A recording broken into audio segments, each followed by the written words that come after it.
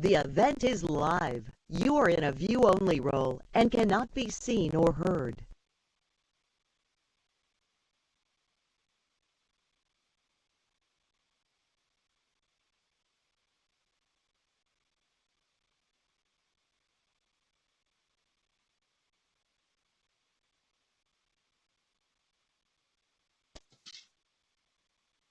Thank you for joining us. The event is now beginning.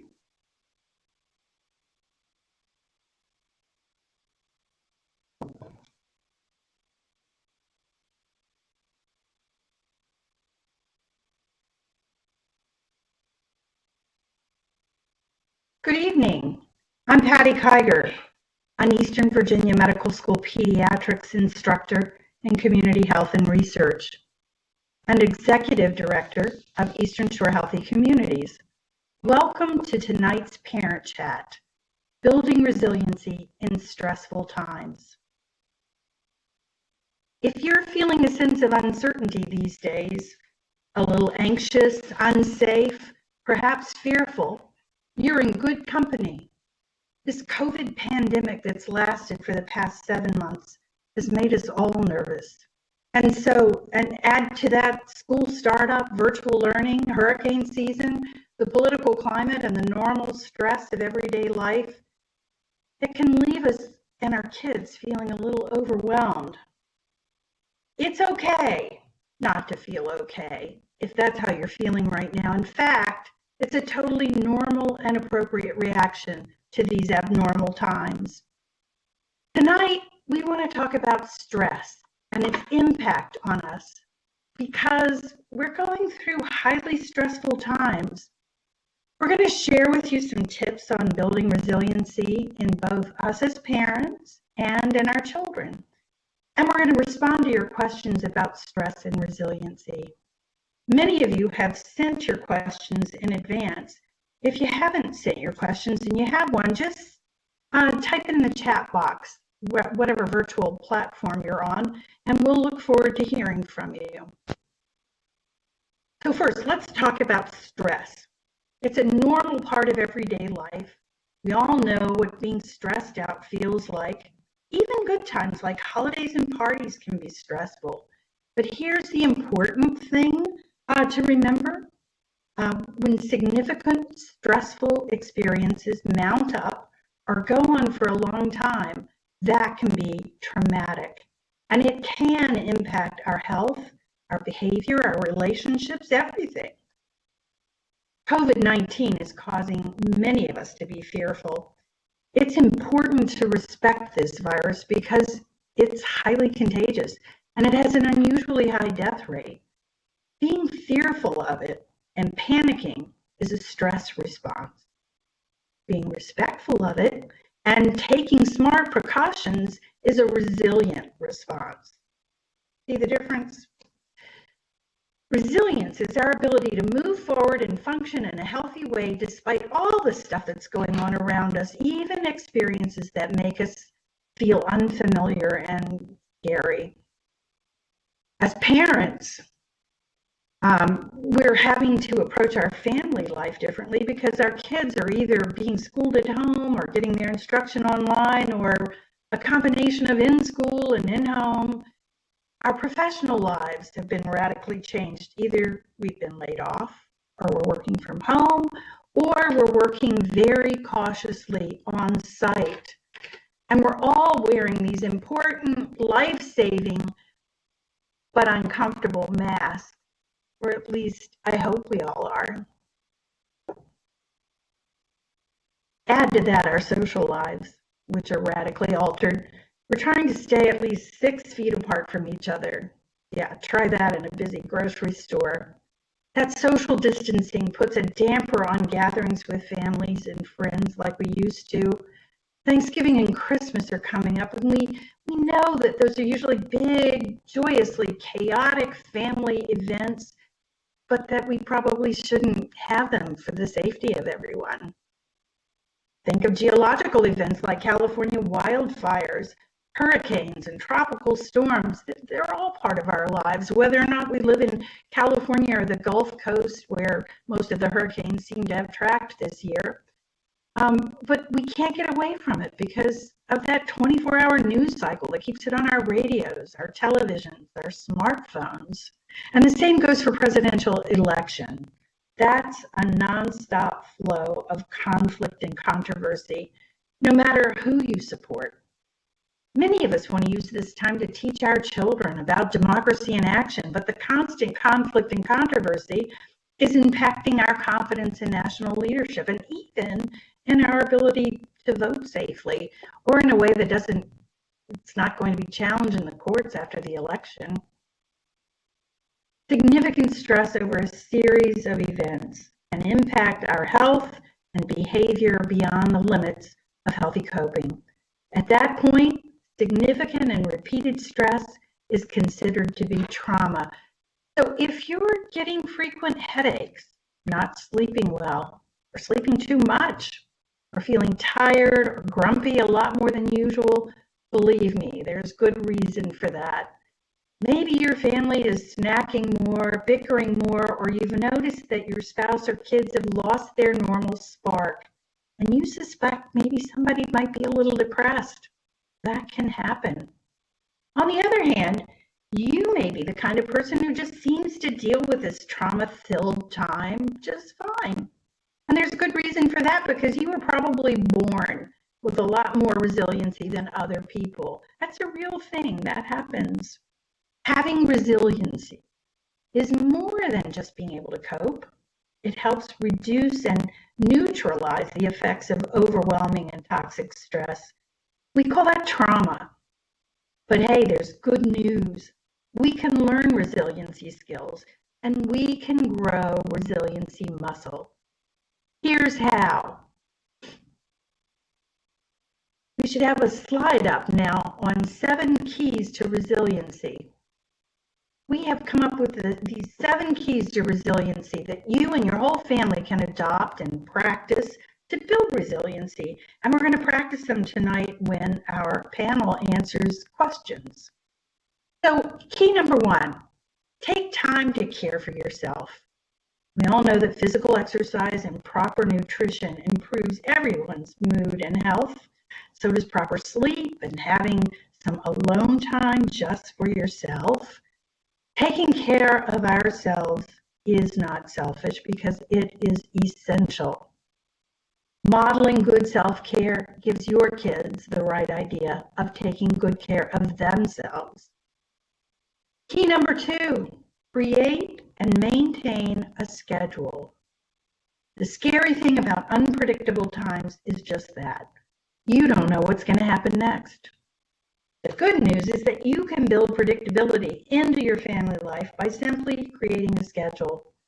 Write out your schedule and post it around the house. Include wake up and bedtimes, meal times, story time, brushing teeth time. Put everything in that schedule. Be flexible, but give yourself a roadmap for your days for a smoother family life.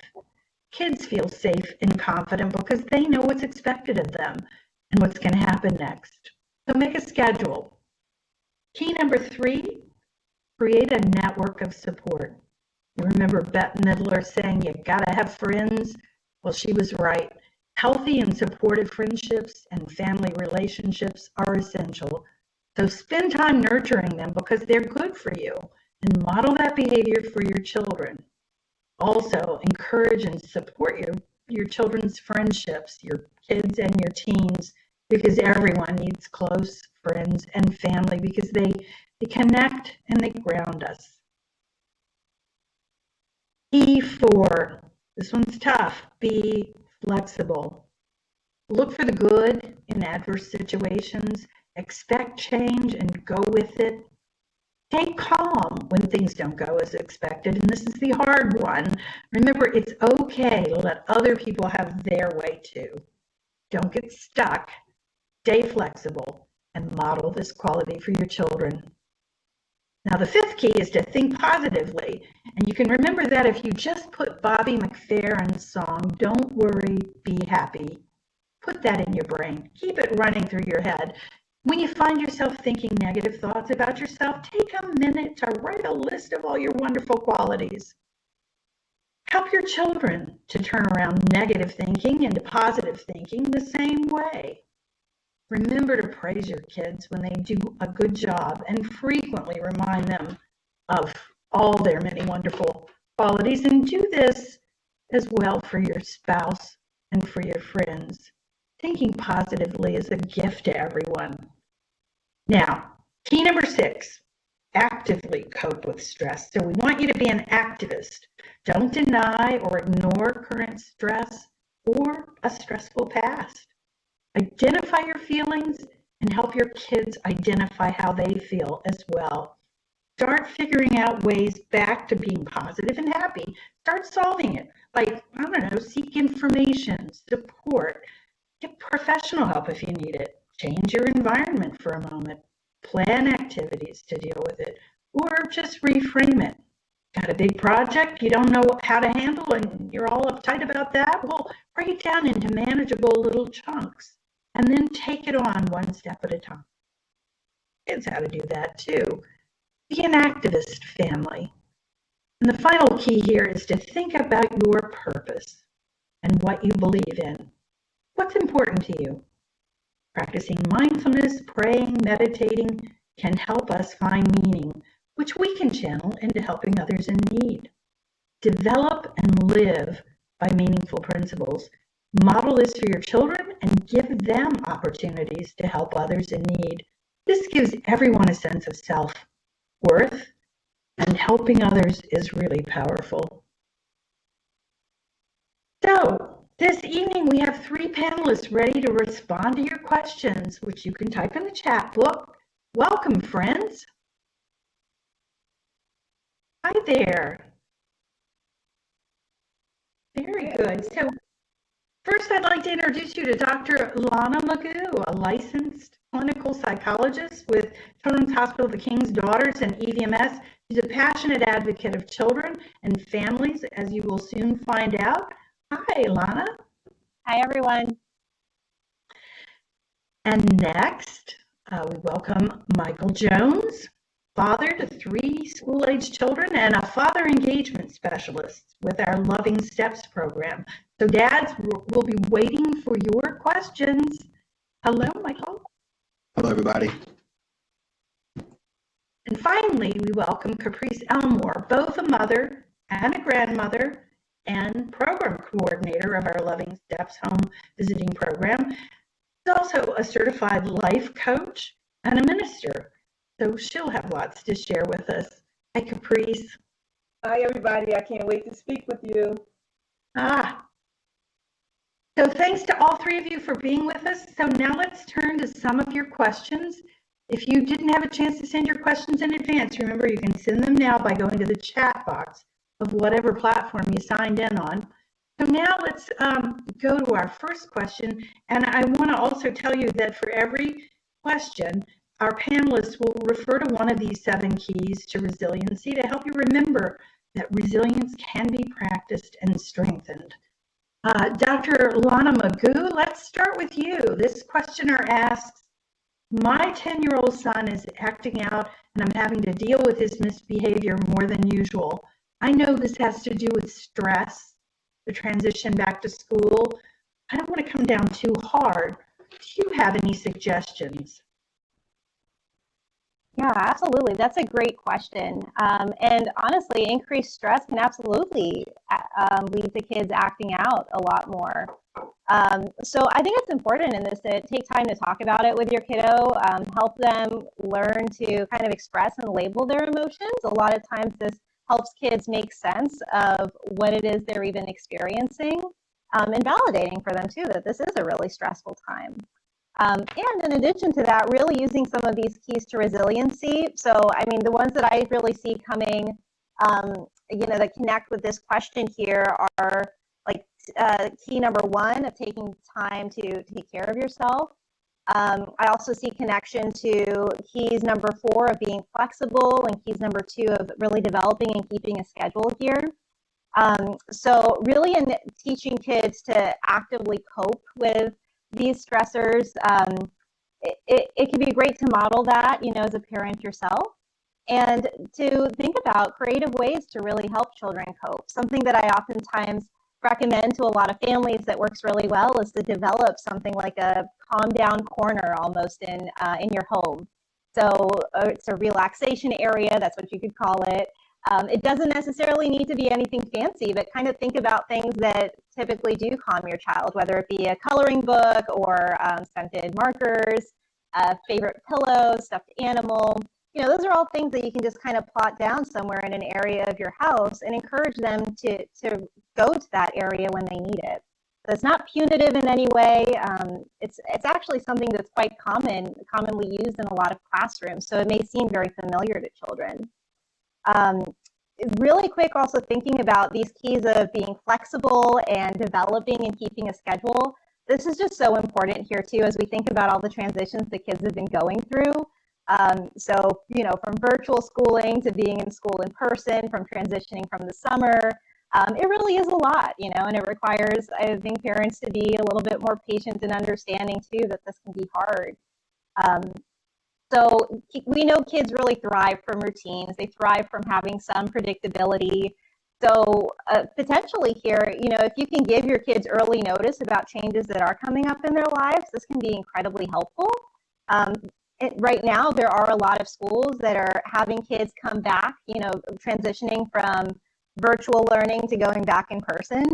And for kids, this could be a really big switch of, waking up from 8 a.m. to now having to maybe wake up at like 6 a.m. So if you know that this is a switch that's going to happen for your kids soon, you could potentially start, giving them that notice now of what to expect.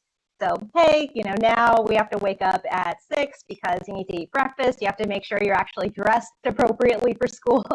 From the waist down to we're not in pajama pants anymore. And this is what you can expect. So potentially, using those strategies and those tips for resilience can be really helpful here. Thank you, Dr. Magoo. I think that's good advice. I think I want one of those corners for me in my house. What's it called? What is that corner called? I just call it.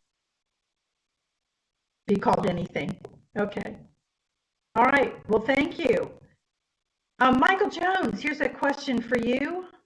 I'm a single mother of 3 who has recently lost my job due to the COVID-19 shutdown.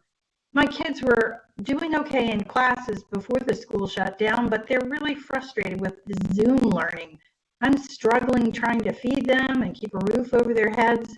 They are struggling to stay engaged without stressing me out or being stressed themselves. What do I do?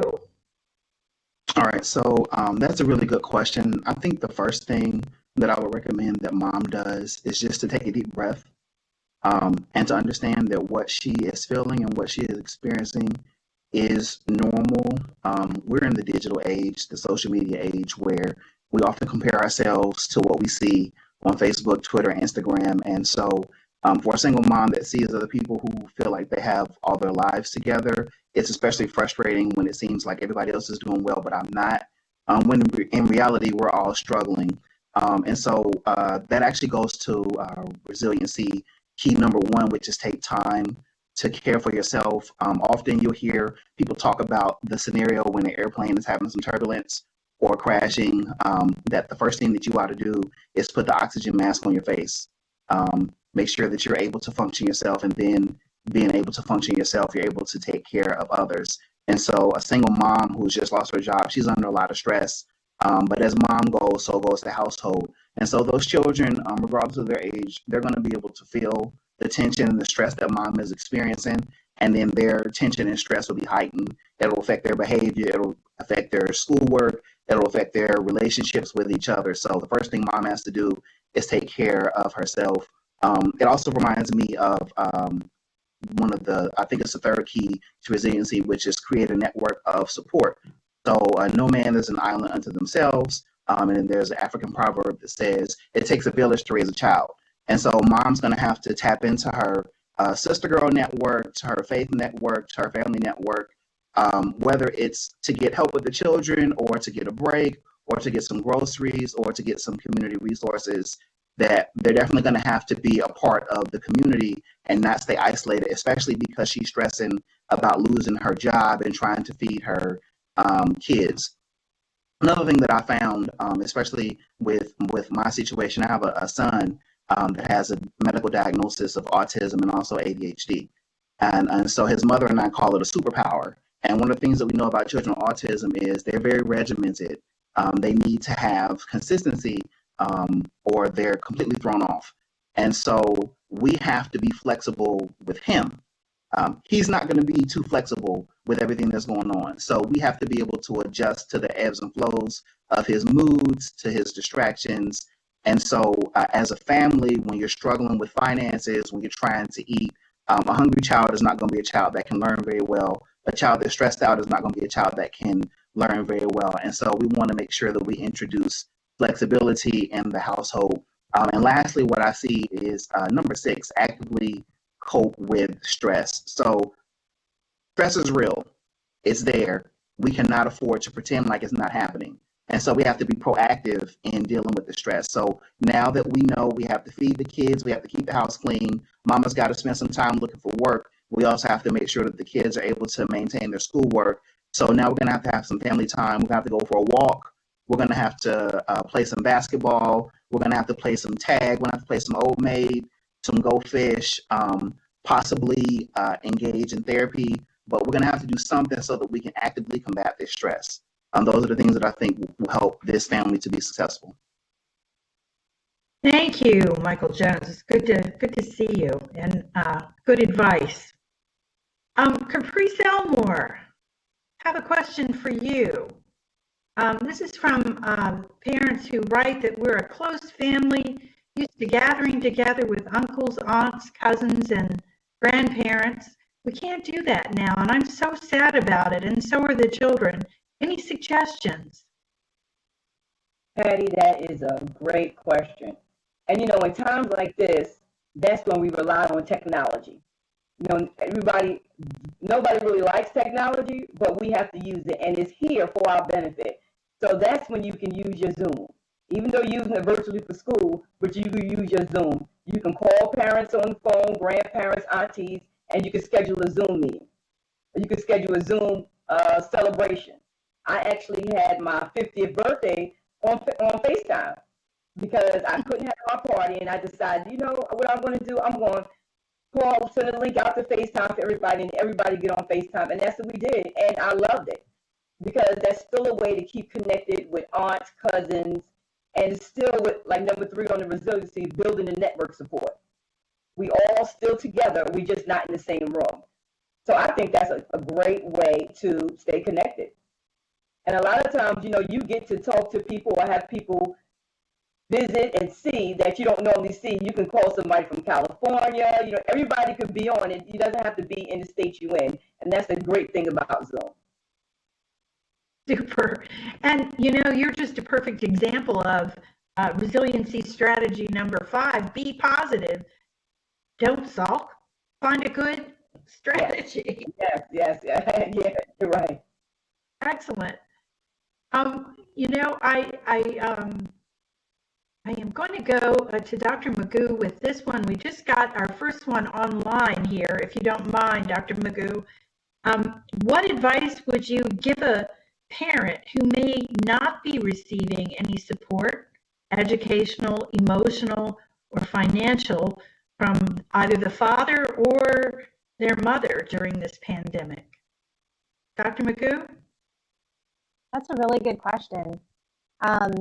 So a child is not receiving those supports. I think when I look at the keys too, and what might be relevant here in building up that resiliency, thinking about having a network of support, like finding a network of support in other ways, right? Our communities are large, whether it be people that we connect with through religious organizations, people that we see in school, in our neighborhood. There are always resources out there, right? And it can be challenging sometimes, I think, to ask for help, right? And I think it's also a time where we need to become a little bit more comfortable with that, because we're all going through this together, right? We're all in this together. We're all experiencing a really tough time. And people have a lot of empathy right now, is something that I've noticed. So seeking out those supports maybe in other areas outside the immediate home might be really what's needed. Super, super good advice. Michael Jones, back to you. Does this question sound familiar? My husband and I are both working from home, and the kids are at home in school virtually. We are crazy trying to help them and get our own work done. Talk about stress. This is insane. Any suggestions? Yeah, that definitely sounds familiar. I have the good fortune to be able to work virtually at this time with Loving Steps, and Joy also gets a chance to work from home. The strategy primarily, you're going to have to be flexible again with the scheduling. You're going to have to make sure that while there's structure according to the children's school day, you also have an opportunity to say, this is not going to work right now. Again, the example that I use is my 10-year-old son who has the autism diagnosis and the ADHD. So sometimes he's in his own world. He's advanced, so he's ahead of the students in one area and behind in another. But I also have a 5-year-old that is in kindergarten, and so she's having this new school experience because preschool got cut short. And so while being flexible is important, I think it's also very important to set and maintain a schedule. I believe that's number 2, create and maintain a schedule. Like, so if the morning begins with homeroom and then English and then math and then a break and then the next subject for school day, then that has to be consistently done, whether it's done by the mother or the father, or in our case, my mom helps out with the children, maintaining some stability, because children definitely thrive in an environment where there is stability and there's discipline, where they know what to expect. We understand that children are going to buck up against the system, but children need a system to buck up against. And so we definitely want to make sure that there's a schedule that we create and maintain with some stability. We also want to, again, focus on creating a network of support. In our situation, we have my mother, who is a trained teacher. And so she brings that to the forefront, where myself and their mother are both social workers. In other families, it could be the grandparent, it could be the uncle, it could be the older brother that's home from the military, it could be the neighbor who comes in with a mask and the Lysol that is able to assist the children. But in addition to creating some normalcy within the home, we also want to make sure that the community supports are available. Last but not least, number 5, think positively.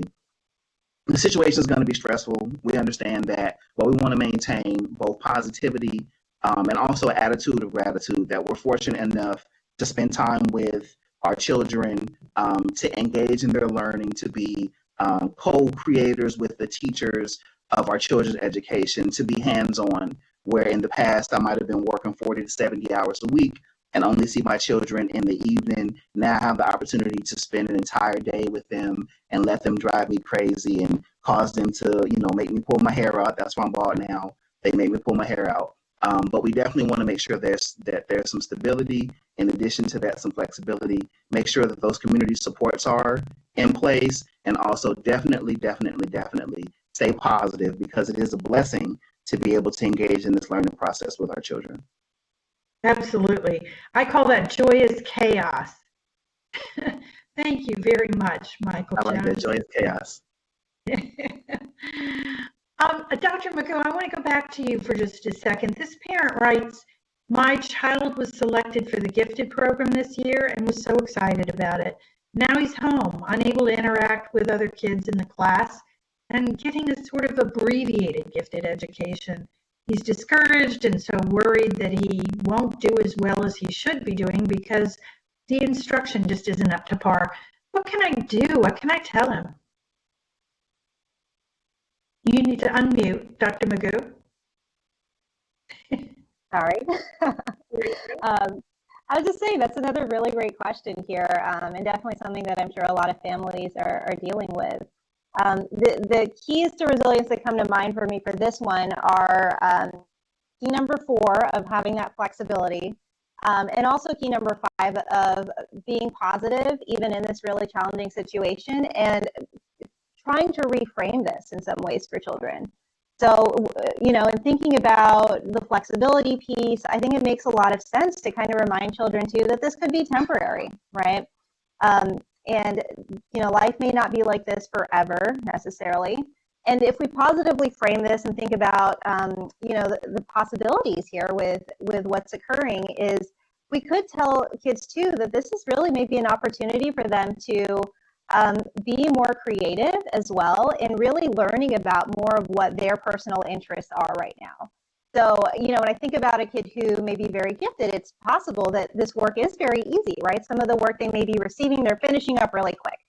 And so they have this really unique and awesome opportunity now where, yes, you know, they complete what's needed right away. And now they have like an extra 2 hours and we can tell them, hey, like you get to do a special project now. You get to focus on whatever you want to focus on. And kids tend to get really enthusiastic when they have that flexibility and are able to get really creative.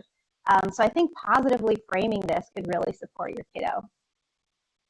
It's a good way to teach them to love to learn. That's a great idea. Thank you, Dr. Magoo.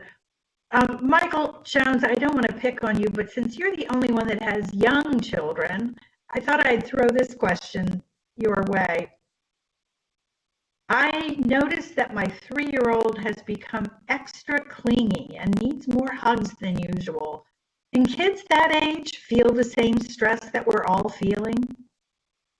I think definitely children that age can feel that stress and they can internalize that stress. And because they don't have a frame of reference, then they tend to blame themselves for the stress. And so I have my 5-year-old, she's in kindergarten, and her primary education was interrupted by COVID.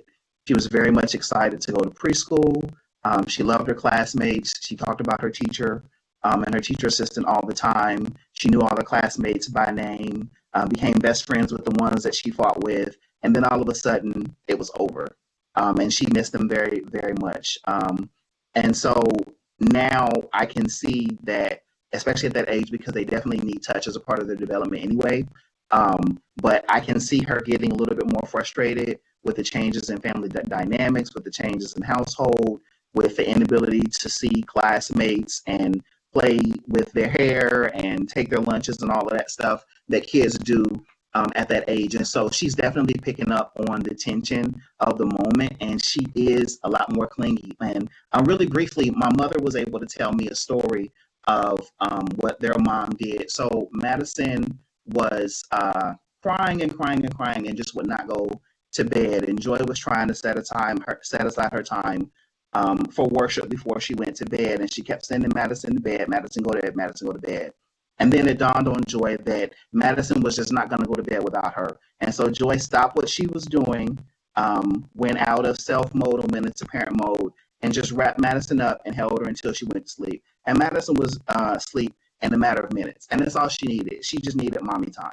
And so what we definitely want to do is we want to make sure that although we are taking care of ourselves, as parents, our responsibility is also to take care of our children. So we want to make sure that we have a consistent schedule for the kids so that they know what to expect.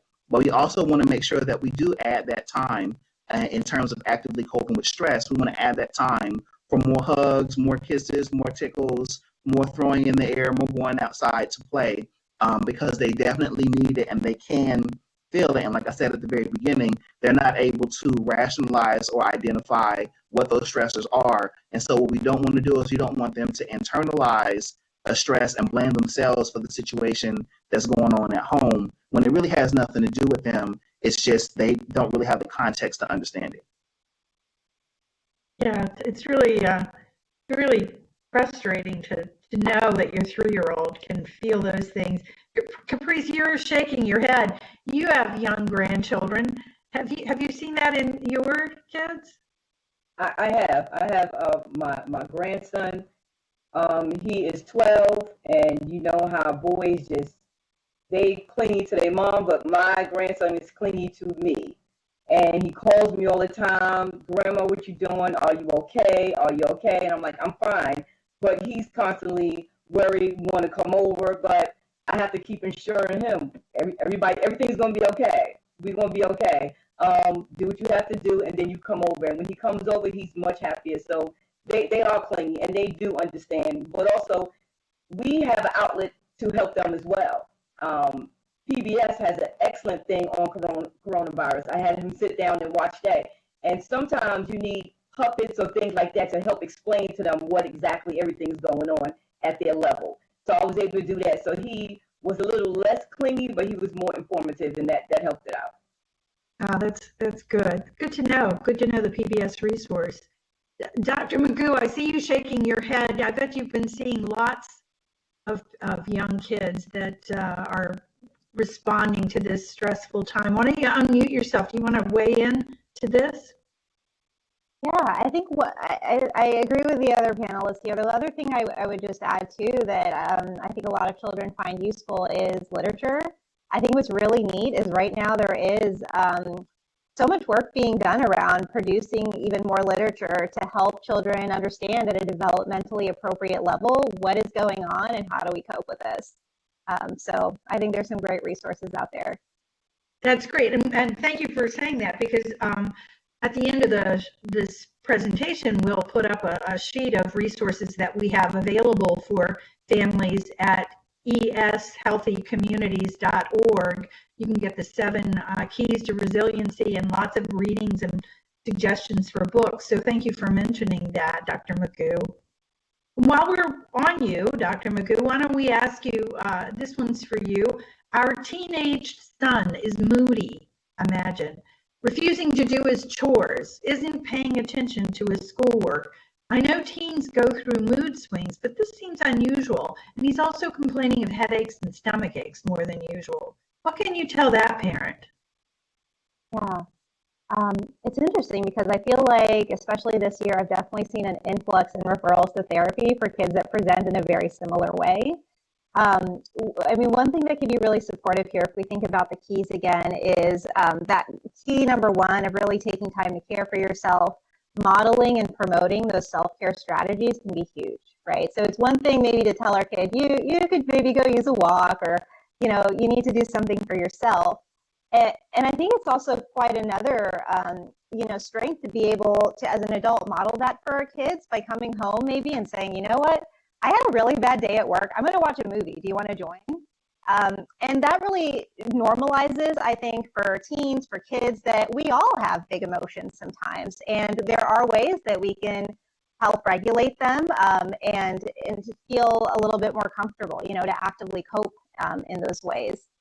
So, you know, obviously, I think in this kind of case, you want to look out for, you know, kind of monitor some of these symptoms, right? Make sure that watch, as I guess, whether energy levels continue to go down, if your kid's just like locking themselves in their room, doesn't want to come out anymore, and to really consider potentially some professional support here, right? So maybe, you know, if things continue to stay really bad, you may want to ask for some professional help here too. The other thing that also comes to mind here when I'm thinking about the keys is developing that network of support. I think that's number 2. No, not number 2.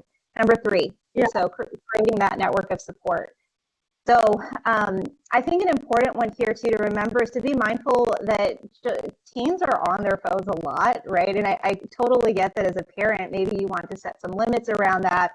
And it makes sense, I think, to have like rules and consequences in your home and to set maybe some of those limits, and to be mindful of the fact that right now, for a lot of these teens and kids, having that 30-minute phone call with their best friend using their electronics may be very therapeutic for them. So in that sense, also potentially needing to be a little bit more flexible in understanding that. Yeah, good advice. Anybody else have anything to say about that? You good? Okay. Well, let's thank you, Dr. Magoo. Caprice, Elmore, will you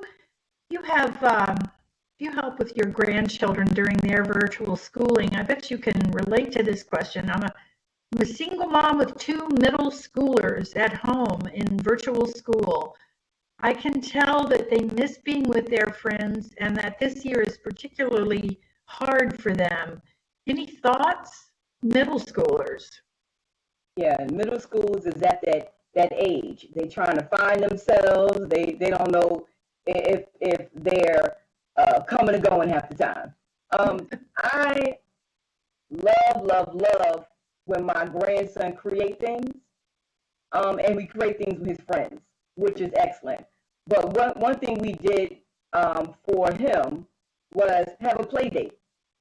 So what I did was contact one of his best friends, about two of them exactly, two of his best friends, and I called their mothers. And what we did was we went to Walmart. We went to Walmart in a big open field, and we just put our cars around, and then we put chairs outside. So they would stay in a 6 feet distance, but they were still able to get that relationship still going. They was able to laugh, joke, see each other without being on virtual, and they loved it.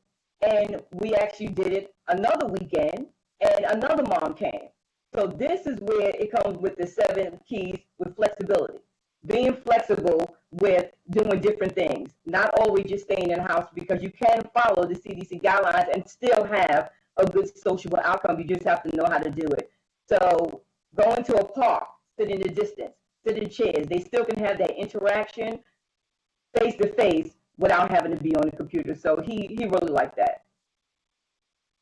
Nice. Good suggestions. Can we just stay with you for a minute, Caprice, and let's put on your minister's robe. I was going to say hat. We'll put on your minister's robe and help us with this parent's problem. And this is really serious. Neighbors of ours have lost a father to coronavirus, and they are just devastated, and so are we. Their children are playmates with my 8-year-old daughter, who now has strong fears about the coronavirus and about losing us. We do a lot of talking about this, but what can you advise? First, let me start out by saying sorry for your loss, because it's okay to be sad when we lose someone close to us because we love them, and it's okay to feel the loss. The word in Psalms 91 bursts with assurance about the protection of God with words like shelter, refuge, fortress, shields, deliver, rescue, and satisfy. At this time of the global pandemic with the coronavirus, the Psalm speaks God's power, presence, intentions, and protections against fear. We cannot operate in fear. We operate on faith. In meditation, wherever you seek your actual guidance from. Faith that we know who protects us. Children fear what they don't know. It's key. As parents, it's even more important that we manage our own fear response around the child. Because if we're fearful, then you're going to be fearful. So it's our responsibility as grown-ups to communicate to our children what exactly is going on verbally and non-verbally, so that we're going to keep them safe, that we're going to talk to them. And I'm going to really end with 1 Peter 5:7.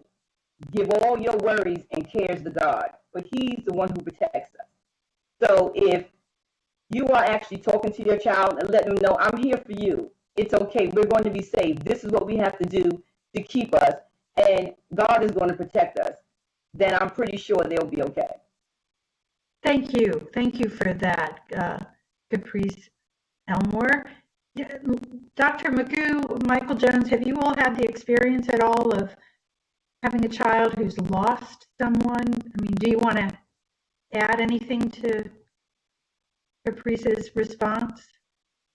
I don't know if it would necessarily be to add, but we have experienced that there's a family that kind of took us in, and the father, the husband, passed away from coronavirus. His funeral was actually on my birthday, and my son took it really hard because we had just lost my grandfather last summer, and so 2 years in a row, or I guess a year back to back, he lost somebody significant. And so what I would also advise in addition to that is to just be careful about the type of language that we use with our children when they lose a loved one. I shared this in seminary with one of my classmates, especially with special needs children or children who don't necessarily understand context or social cues. I would be loath, very upset for someone to tell my son that a loved one is in a better place, because his question is going to be, why can't I go? He's going to feel abandoned. And then he's going to want to go. And so I would not want my son to do anything to harm himself because he wanted to go to that better place. And so we also want to make sure that we speak to our children about grief and loss in a way that is developmentally appropriate, that offers comfort in the way that Caprice did, and with whatever their faith value system, whatever their faith system is, or whatever their value system is, we also want to make sure that it is developmentally appropriate, because we could put our children in a position where they might do harm to themselves at a time where we're already suffering a lot with grief and loss. Yeah, definitely. I've forgotten to mention that you are a seminarian as well as everything else. Thank you all. It's a very somber question. Dr. McCoo, I want to go back to you. What do we do about all the bad news? It's hard to escape the news. This parent writes, it seems to be everywhere all the time. Anytime we flip on the television or the radio or look at our smartphones or the newspapers, well, I want our children to be good consumers of news. All the news seems so scary these days. I find myself not watching television and avoiding the newspaper because they're so full of stories that make me react with anger or fear. How can we teach our kids to be informed citizens while not scaring them to death? This is tough, right? I think whether it's adults or children, we're all experiencing so much anxiety, fear, anger from what we are consuming, how much we see. Really important to take care of ourselves here too, and to know that we can take a break from this, right? I work with a lot of families and even teens where it's surprising to me sometimes. They say, well, first thing I do in the morning is I grab my phone, right next to my bed. I look at my social media, which is where a lot of folks are kind of consuming their news from. And sometimes that's not really the best thing to do, because automatically they're angered by what they just read. Automatically they're really anxious by another news story of a death or something else that they've read. And likewise, this is also happening at nighttime for a lot of folks. Last thing we do before we go to bed is look at our phone, right? Read the news story, make sure that we're absorbing, we know what's going on. And I really say it's important for us to take a break from this. If this is what we're consuming on a regular basis, it can be really harmful to our mental health, even our physical health, right? If we're thinking about doing this at nighttime, right before bed, reading those news articles, that can totally impact our sleep. So we want to be aware of that. We really want to try to limit it. Something else that I think about too in terms of these keys is, I think key number 7. So thinking about your purpose, what you believe in, your values, what's really important to you. And key number 6 of actively coping. I kind of see these two going a little bit together with some of the other things I've experienced with a lot of the families I work with. So if with all that's happening, a lot of people do want to be engaged. They do want to be informed citizens. They want to do something. And it's always helpful to, figure out ways that we can help others that may be in need. So, for example, a couple examples, when COVID started, right, there are a lot of families that tell me, oh, I want to do something. They started creating and making face masks, right? And not just for their families, but maybe for neighbors, maybe for others in their community that really needed those masks, if they had access to sewing materials. And that was wonderful. What a beautiful way to give back, right, to if that's something you value. Likewise, when we think about all of the racial violence that's been occurring, I have kids that I've been working with have said, you know what, I need to do something here, and who have really felt fulfilled, right, and felt good about doing something like engaging in a peaceful protest or writing a letter or giving money to causes that are important to them. So I think all of these are ways to both really kind of reflect on our values and think about ways to actively give back to communities and actively cope with all that's going on here. Yeah, I think news can consume all of our lives, and we ought to find something better to do with our times. The other thing I think I'd like to share too is that if you want to help your kids be a better consumer of news, help them to differentiate between what is a news story that tells you something new as opposed to what's opinion.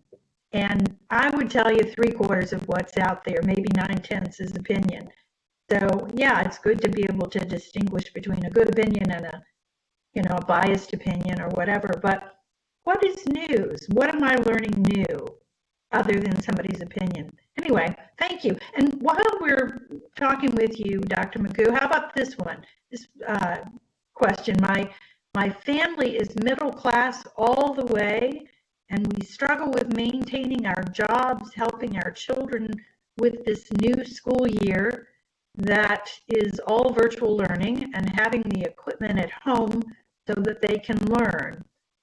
When we have difficulty with the internet or with a computer, or when my kids fight over a space to do their work, I just remind them how lucky we are to even have a kitchen table or a computer. What can we do for all the other families out there who struggle just to put food on the table, let alone having a table or a computer for their kids' schooling? It's a very sensitive question. Dr. Magoo, and then after she responds, anybody else that has something to say, please jump in. Yeah, I think this is a really important question that was brought up too. I think it's so beautiful how here, like, you're reframing again the situation in a very positive term too, really reflecting on privilege. Even though you may not have a lot to begin with, all of us hold privileges in some way. And so being able to reflect on those and express gratitude for them can be really helpful. And also validating again for your kids, right? Sometimes it could be hard for kids to grasp these ideas, but they have this thought of, oh, I wish I had more space, right, to do my work. We're doing the best with what we have, right? At all times, we're always doing the best with what we have. And you can tell your kiddo, I know that you would love to have your own room and love to have more space maybe to do work. And we can also get creative with the space that we do have in our house. And reflect on kind of like what you're already doing, how maybe others can maybe even less fortunate than we are here. One strategy that sometimes I recommend to families and for kids is to keep a gratitude journal, right? Just to really keep record of those things that are positive in our life. Good. Thank you for that. Anybody else care to weigh in on that? Okay. Well, a Facebook viewer just suggests that the documentary, The Social Dilemma, would be good to watch and discuss as a family. So if you haven't seen that, The Social Dilemma. So thank you, Dr. Magoo, and thank you also to Michael and Caprice Elmore. You did a wonderful job with all of those questions. I want to end our time together this evening with an image. Joel, if you could put that slide up, please. The redwoods. Yeah. This image, as you think of building resiliency, I want you to think about redwood trees. Because redwoods can live 1,800 years because they are so resilient. They're so immense that they live in 3 climate zones at once: the base, the stem, and the crown. They're among the oldest living things on Earth. The oldest today is over 2,200 years old. Redwoods live so long because they are resilient. They're nearly immune to termites and pests, and they're resistant to decay and even to fire, if you can imagine. But here's the secret of the redwoods. Though their roots are very shallow, they only grow a few feet down in the soil, but they can grow laterally 100 feet or more. So the roots grow wide, and then the roots intertwine and graft onto one another. These giant trees literally help hold each other up. That's what we're doing tonight. As Michael told us, we're all struggling, and we're all in this together. So remember, parents, no matter how old, how tall, how big we are, we can all hold each other up. So work on building your own resiliency and model it for your children. And then let's put up the slide on the 7 keys to resiliency, because I want you to keep practicing these 7 keys to resiliency. Take time to care for yourself, model it for your kids, create and maintain a schedule. The 3rd one, be flexible even during these difficult times. Practice thinking positively. And be an activist. Actively cope with stress. And finally, think about your purpose, what you believe in, and give your children plenty of opportunities to be generous and unselfish. They'll make the world a better place if you do that. Let's put up the next slide. I want to give a big thank you to all the folks who helped put this program together. Eastern Virginia Medical School's Pediatric Division of Community Health and Research, and our 3 collective impact organizations, Minus 9 to 5, Cinch, Eastern Shore Healthy Communities. We want to thank the EVMS Brock Institute and Children's Hospital of the King's Daughters. Special thanks to our behind-the-scenes friends, EVMS Marketing and Communications, and Media and Technical Support Services. Thank you again, Dr. Magoo and Michael Caprice, our brilliant panelists. The next slide, please, to help you remember what you've learned this evening. We've created a resource page on eshealthycommunities.org. You go, I'm sorry that I've got the wrong URL on that slide there, so listen to me, don't read that. It's eshealthycommunities.org. You'll find the 7 keys to resiliency and other helpful handouts for both you and your children. We'll be having another parent chat on November 19th, so look for an announcement. Thanks again for joining us. Be well, stay safe. Remember the redwoods. Let's keep holding each other up. Take care of yourselves and take care of those wonderful children and teens. Thank you for joining us, and good night.